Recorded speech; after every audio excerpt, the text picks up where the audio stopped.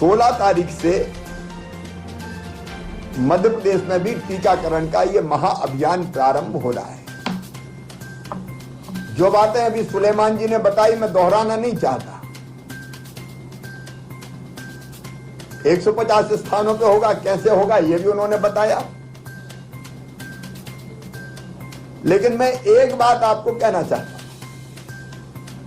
आपसे अपील करना चाहता हूं, सभी धर्मगुरुओं से, जनप्रतिनिधियों से, समाज के प्रमुख लोगों से, कि ये वैक्सीन पूरी तरह से सुरक्षित है। हमारे वैज्ञानिकों ने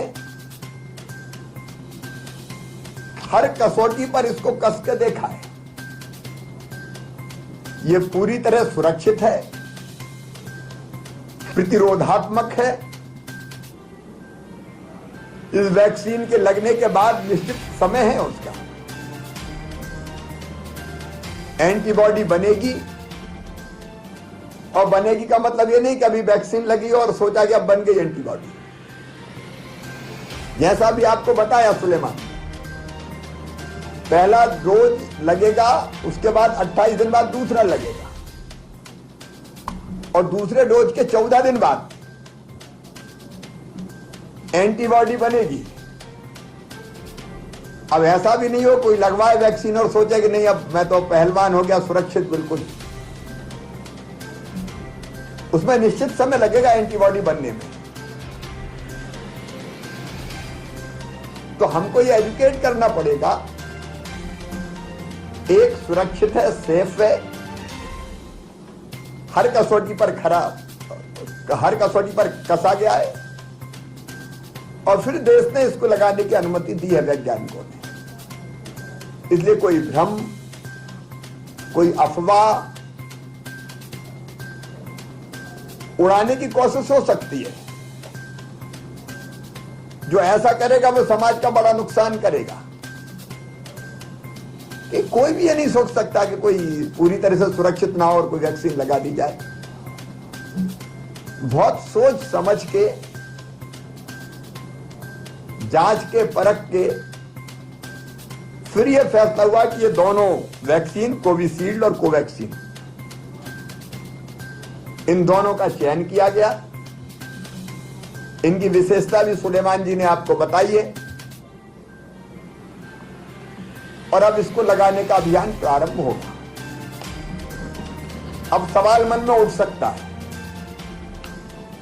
मैंने एक दिन कहा था कि मैं बाद में लगवाऊंगा, इसका मतलब ये नहीं था कि मैं डर रहा था। मन में यह भाव था कि ऐसा ना हो कि सब नेता पहले लगवा के खुद को सुरक्षित कर लें और बाकी पीछे रह जाए। एक प्रोटोकॉल बना हुआ है, प्राथमिकताएं तय की गई, और वो प्राथमिकता पहले वो जो दूसरों की जान बचाने के काम में लगे। हमारे अस्पताल में सफाई कर्मी है, हमारा नर्सिंग स्टाफ है, हमारे डॉक्टर्स हैं, जो ऐसे पेशेंट्स की सेवा में लगे। सबसे पहले उनका सुरक्षित रहना जरूरी है। इसलिए वैक्सीन पहले उनको लगे, ये तय हुआ, प्राथमिकता तय हुई। नंबर 1 हमारे हेल्थ केयर वर्कर्स, मतलब डॉक्टर्स, नर्सेस, वार्ड बॉय वगैरह वगैरह, जितना अस्पताल का स्टाफ है, क्योंकि उनको पहले उनके एंटीबॉडी बनना जरूरी है ताकि वो बाकी की सेवा कर सके। फिर दूसरा तय हुआ हमारे फ्रंट लाइन वर्कर्स का, मतलब है पुलिस के साथी। आप जानते हैं कि हमारे पुलिस के मित्र शहीद हो गए, डॉक्टर शहीद हुए कोविड का इलाज करते करते। फिर हमारे नगर निगम, नगर पालिका, नगर पंचायत के कर्मचारी, राजस्व का अमला, जो इस पहली लाइन में रह के हमारी सेवा में लगे रहते हैं। दूसरा प्राथमिकता देश ने की कि उनको लगेगा। इन दोनों को लगने के बाद जो सेवा करने वाले लोग हैं वो सुरक्षित हो जाएं। फिर तीसरा वर्ग तय हुआ है 50 साल से ज्यादा जिनकी उम्र है उनको, प्लस जिनको एक से ज्यादा कई बीमारियां उनको, क्योंकि इनको खतरा ज्यादा है। स्वस्थ जवान आदमी अगर है तो उतना खतरा नहीं है, सावधान सबको रहना है। लेकिन 50 साल से ज्यादा उम्र और डायबिटीज, ब्लड प्रेशर, हार्ट की बीमारी, किडनी की बीमारी, एक साथ कई बीमारियां रहती तो उनकी सुरक्षा जरूरी है। इसलिए तीसरा चरण उनके लिए है जिसके बारे में भी बताएं कि रजिस्ट्रेशन की तिथि अभी तय होगी और उसके बाद फिर आगे की व्यवस्था बनेगी। इसलिए पूरी तरह से जांची परखी खरी है, लेकिन प्राथमिकताएं तय हैं।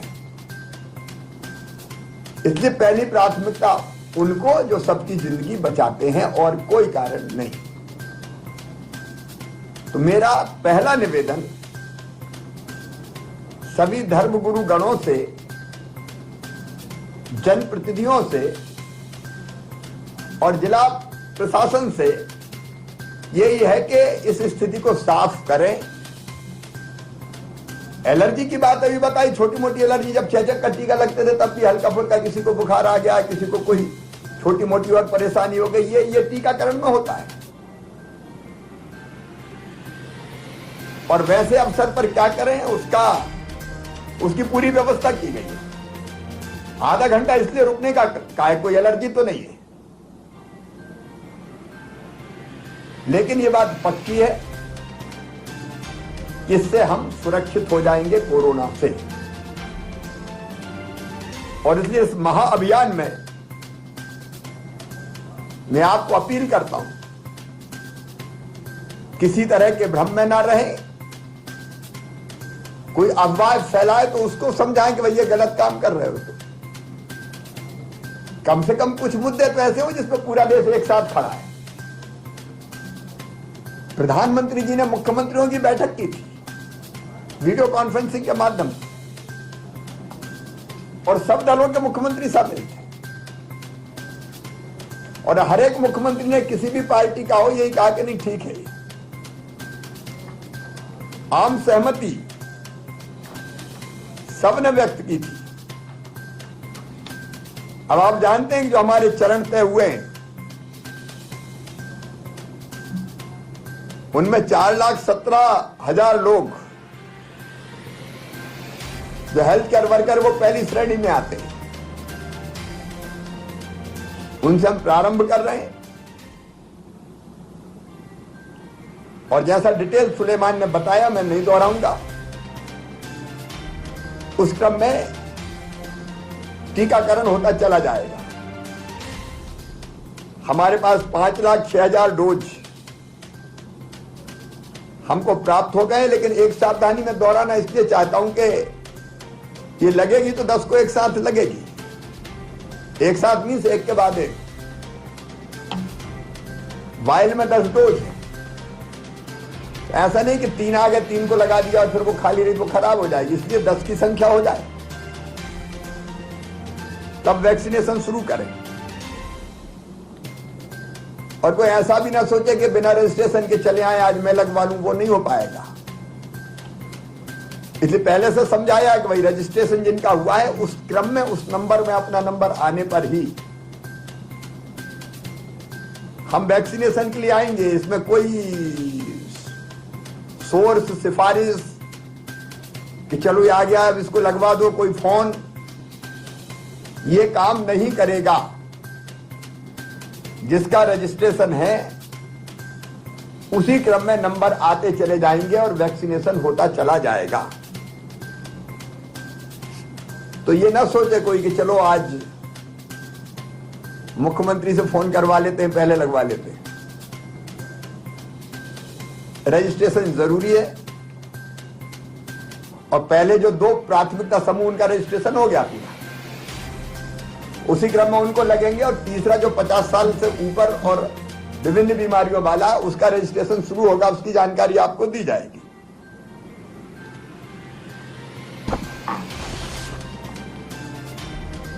और दोनों वैक्सीन में भी कोई अंतर नहीं है।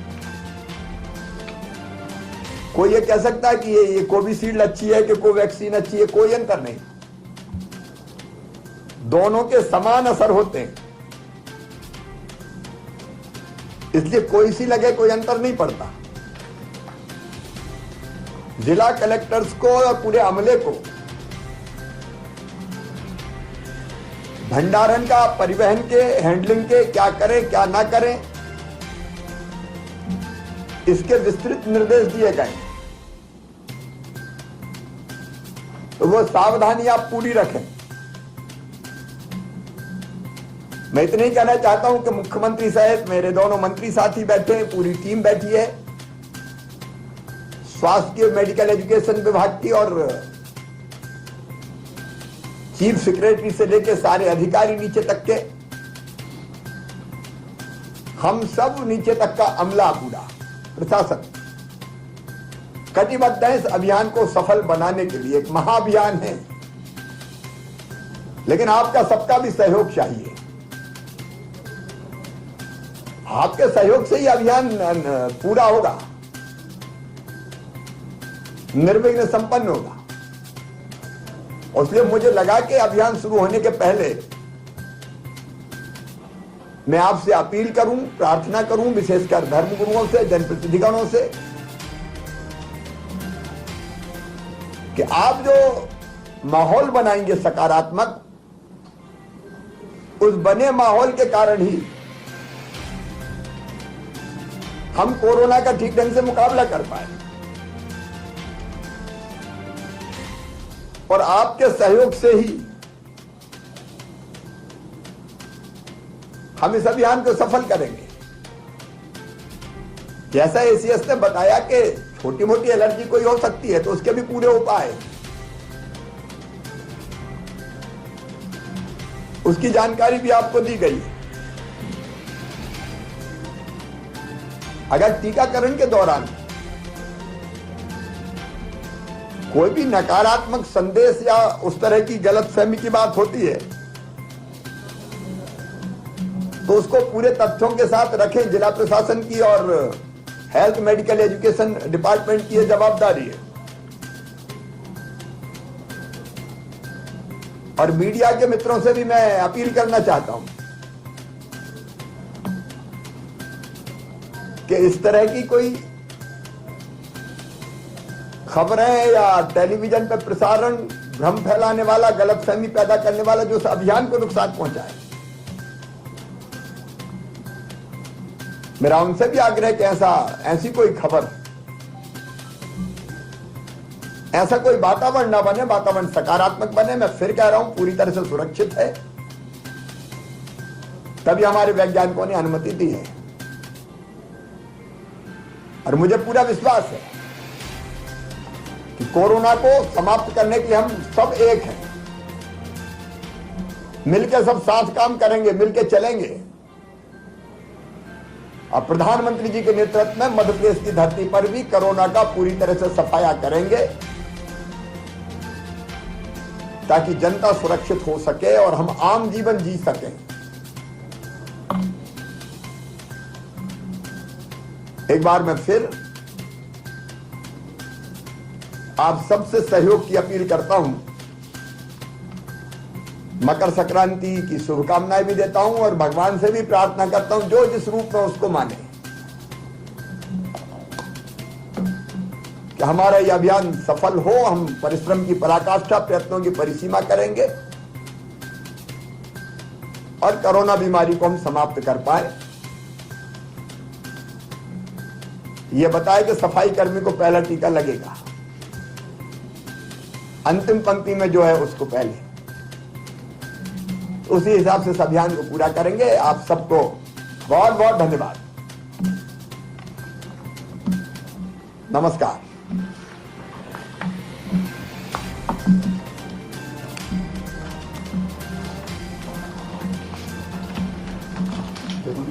हाँ,